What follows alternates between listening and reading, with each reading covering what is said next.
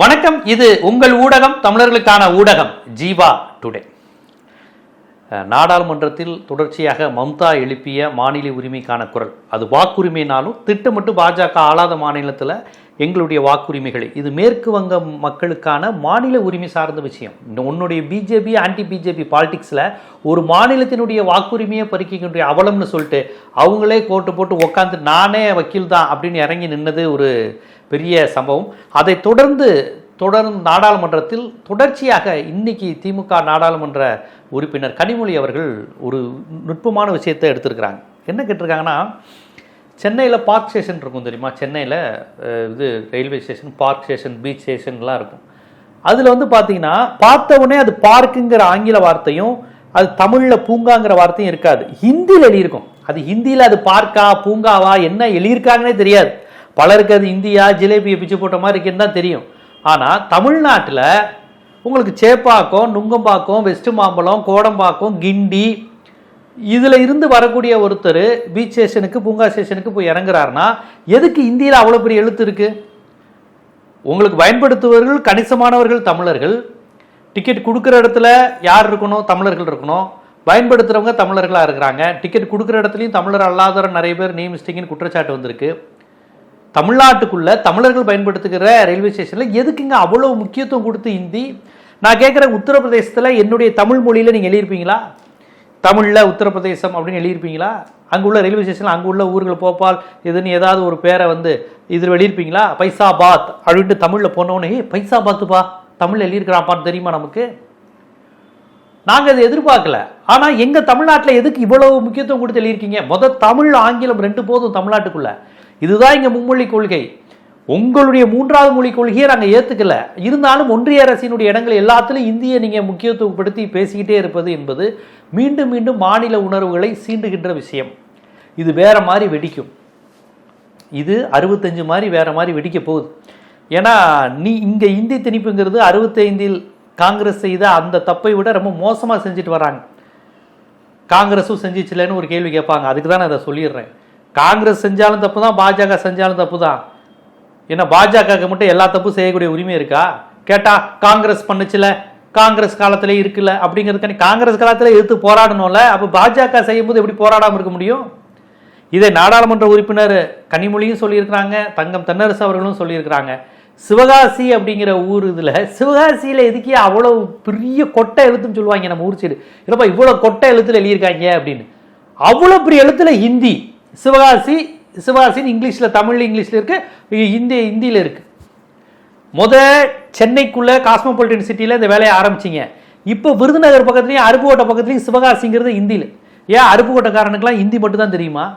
அருப்புக்கோட்டை, அங்கிட்டு உள்ள காரியாப்பட்டி, ஆவியூர், பாறைப்பட்டி, மல்லாங்கிணறு, திருச்சுழி, நரிக்குடி, திருத்தங்கல், விருதுநகர், ஸ்ரீவில்லிபுத்தூர், ராஜபாளையம் இவங்களுக்கெல்லாம் வந்து அப்படி ஹிந்தி மட்டும் தான் தெரியுமா? தமிழ் இங்கிலீஷும் தெரியாதா? அவனுக்கு தமிழும் தெரியும் இங்கிலீஷும் தெரியும். விருதுநகர் வியாபாரிக்கு தமிழும் தெரியும் இங்கிலீஷும் தெரியும். வட இந்திய ஆட்களுக்கு தான் இந்தியை தவிர வேற எந்த மொழியும் தெரியாது. தமிழனுக்கு ஆங்கிலமும் நல்லா தெரியும், தமிழும் தெரியும். ஆனால் ஹிந்தி தெரியணுங்கிற அவசியம் கிடையாது. சென்னைக்குள்ள ஓடுற ஒரு ரயில் வழி பாதையில், சென்னை மக்கள் பயன்படுத்துகிற, தமிழர்கள் பயன்படுத்துகின்ற ஒரு ரயில் வழி பாதையில் எதற்காக நீங்கள் ஹிந்தியை போட்டீங்க அப்படிங்கிறது கேட்கணும். அதை விட்ட உடனே மதுரை பக்கத்தில் போயிட்டாங்க. மதுரை, அருப்புக்கோட்டை, சிவகாசி, விருதுநகர் கிட்ட போய் அங்கேயும் இந்தியை திணிக்க வேண்டிய வேலையை வச்சுட்டாங்கன்னா, நாங்கள் ஹைப்பர் லோக்கலாக இந்தியை திணிக்க ஆரம்பிச்சிட்டோன்னு பாஜக செய்யுது. இவ்வளோ லோக்கலாக இறங்கினீங்கன்னா இறங்கி போராட வேண்டிய தேவை வந்திருக்கு. மம்தா ஒரு பொறி. அதற்கு முன்பு மறு தொகுதி சீரமைப்புள்ள தமிழ்நாடு எடுத்த முன்னெடுப்பு, நீட்டுக்கு எதிரான தொடர்ச்சியான போராட்டம், புதிய கல்விக் கொள்கை வரவே முடியாதுங்கிற தடுப்பரணா இருக்கக்கூடிய தமிழ்நாட்டு அரசியல் மரபு, இது எல்லாவற்றையும் தொடர்ச்சியாக இன்னைக்கு ரயில்வே ஸ்டேஷனில் இந்தி அளிக்கிற காலம் திருப்பி திரும்பணுமா? தமிழ்நாட்டில் ரயில்வே ஸ்டேஷனில் இந்தியை அழிச்சு அந்த காலம் திரும்பணுமா? என்ன நினச்சிக்கிட்டு இருக்கீங்க? திருப்பி தமிழ்நாட்டை எதையெல்லாம் போராடி பெற்றோமோ அதையெல்லாம் திருப்பி நீங்கள் அடக்குமுறையாக கொண்டு வந்தால் திருப்பி தமிழர்கள் போராட மாட்டாங்கன்னு நினைக்கிறீங்களா? வரலாறு தெரியாத இனம் அழியும். இது வரலாறை நினைவுபடுத்தி கொண்டே இருக்கிறது. எங்க தமிழ் சமூகம் வரலாறை நினைவுபடுத்தி கொண்டே இருக்கிறது. எங்க தமிழர்கள் கொஞ்சம் உறங்கினாலும் பாஜக வர்றது இல்ல. நாங்க தான் உங்க எதிரி, நாங்க உங்க மொழிக்கு எதிரி, உங்க இனத்திற்கு எதிரி, உங்கள் உரிமைகளுக்கு விடமாட்டோம், எங்களுடைய எதேச்சதிகாரம், சர்வாதிகாரம், பாசிசம்னு நீங்க திருப்பி திருப்பி தமிழனை 65க்கும் 38க்கும் பழைய போராட்ட காலத்துக்கு கொண்டு போயிட்டே இருக்கீங்க. அந்த நீங்க இப்படி ஒரு களத்தை உருவாக்கி தரும்போது அந்த கிரவுண்ட்ல இறங்கி தமிழர்கள் விளையாடாம இருக்க முடியுமா? அதனால இந்த இந்தி திணிப்பை மீண்டும் மீண்டும் எல்லா வகையிலும் அப்படி நாசுக்கா டவுன்ஷிப்ல இருந்து வில்லேஜ் வரை நீங்க பரப்புகின்ற இந்த வேலையை கண்டுகொள்ளாமலாம் தமிழர்கள் இருக்க மாட்டார்கள் என்பதற்கு நாடாளுமன்றத்தில் கனிமொழி அவர்களும் தங்கம் தென்னரசு அவர்களும் இன்னைக்கு பேசியிருக்கிறாங்க, கடுமையான கண்டனத்தை தெரிவிச்சிருக்கிறாங்க. அதோட இன்னொரு விவாதம் நடந்திருக்கு. அதிமுக தம்பிதுரை அவர்கள் கேட்டிருக்கிறாங்க சென்னைக்கு உச்சநீதிமன்றம் வேண்டும்னு. சென்னைக்கு உச்சநீதிமன்றம் வேண்டும்ங்கிற கோரிக்கை நீண்ட நெடிய காலமா இருக்கு. இது பெரியார் காலம் அண்ணா காலத்திலிருந்து கோரிக்கை. ஏன்னா இந்தியாவில் பல்வேறு தேசிய இனங்கள் இருக்கு, பல்வேறு மொழி பேசுறவங்க இருக்காங்க. ஆனா டெல்லியில மட்டும்தான் உச்சநீதிமன்றம். இது என்ன நியாயம்? அப்ப ஆந்திராக்காரனுக்கு, தமிழனுக்கு, குஜராத்திக்கு, மகாராஷ்டிராக்காரனுக்கு உச்சநீதிமன்றம் எல்லா மாநிலத்திலும் ஒரு கிளை வைக்கணும். அதுதான் கூட்டாட்சி தத்துவம். எல்லா மொழி பேசுற மாநில மக்களுக்கும் நாங்கள் சம அங்கீகாரம் தருவது, இது எல்லாரும் எங்க நாடு, இது எங்க இந்தியா அப்படின்னு ஒவ்வொரு மொழி பேசுற மாநிலம் பேசுறவனும் நினைக்கணும்னா அதுக்கு தகுந்த மாதிரியான அமைப்பை நீங்கள் உருவாக்கி தரணும். இதை எம்ஜிஆரே கேட்டிருக்காரு. எம்ஜிஆரே இங்கே உச்சநீதிமன்றம் இங்க தமிழ்நாட்டில் இருக்கக்கூடாதுன்னு கேட்டிருக்காரு. டாக்டர் பாபா சாஹிப் அம்பேத்கர் சொல்லியிருக்காரு உச்சநீதிமன்றம் வேணும், 2 கிளை ஒரு இடத்துல மட்டும் இருக்கக்கூடாது, அது சமத்துவமா இருக்காது. பாபா சாஹிப் அம்பேத்கர் சொல்லியிருக்கிறாரு.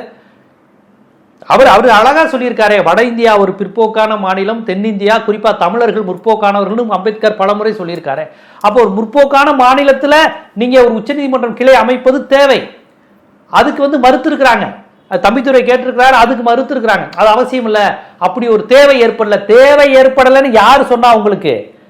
வழக்குகள் எண்ணிக்கையை பார்த்தாலும் தேவைப்படுது, மாநில கூட்டாட்சி தத்துவத்தின் அடிப்படையிலும் தேவை ஏற்படுது, முற்போக்கான மாநிலங்கிற அடிப்படையிலும் தேவை ஏற்படுது, தமிழர்களின் பிரதிநிதித்துவம் உச்சநீதிமன்றத்தில் பிரதிபலிக்கப்படுவதில்லைங்கிற அடிப்படையிலும் தேவைப்படுது, தென்னிந்தியாவை புறக்கணிக்கப்படுகிற அடிப்படையில் தேவைப்படுகிறது, இந்தி பேசாத மாநிலங்களுக்கான அங்கீகாரம் என்கின்ற அடிப்படையில் தேவைப்படுது. இத்தனை காரணங்களுக்காக எங்களுக்கு உச்சநீதிமன்றம் சென்னையில் தேவைப்படுது, மெட்ராஸ்ல வேணும், தமிழ்நாட்டில் ஒரு உச்சநீதிமன்றம் கிளை வேணும் அப்படிங்கிற கோரிக்கையை நம்ம வச்சிருவோம். தம்பிதுரை அதுக்காக போராடினாரான்னு தெரியல, கேட்டுட்டு விட்டுட்டாரு. அவர் அப்படி முடியவே முடியாதுன்னு அப்படியே சட்டத்துறை அமைச்சர் பாஜக தமிழ்நாட்டுக்கெல்லாம் நீ வைக்க முடியாது உச்சநீதிமன்றம்னு அவ்வளவு தெளிவா. அவங்க வழக்கமா இந்திக்கு ஆதரவா தானே இருப்பாங்க, தமிழ்நாட்டுக்கு தமிழர்களுக்கு ஆதரவா இருக்க மாட்டாங்களே. முடியவே முடியாதுங்கிற மாதிரி சொல்லியிருக்கிறாங்க. ஆனா இதுவும் ஒரு பொறிதான். இந்தி திணிப்பை எதிர்த்து, இந்தி எழுத்துக்களை எதிர்த்து, மாநில உரிமைகளுக்காகவும் எங்களுடைய வாக்குரிமைக்காகவும் தொடர்ந்து இப்ப தமிழ்நாடு, மேற்கு வங்கம், கேரளம் போராடிக்கிட்டு இருக்குல்ல, இதே மாதிரி எங்களுடைய அடுத்த போராட்டம் உச்ச நீதிமன்றத்தின் கிளையை மேற்கு வங்கம், தமிழ்நாடு, கேரளான நீங்க அமைக்கணும். அதுக்கான தேவை இருக்கு. குறைந்தபட்சம் வீரியமாக கேட்கின்ற எங்கள் தமிழ்நாடு போன்ற மாநிலங்களுக்காவது அந்த கோரிக்கையை நீங்க உடனே நிறைவேற்றணுங்கிற அந்த கோரிக்கையை நீங்க வைக்கிறோம்.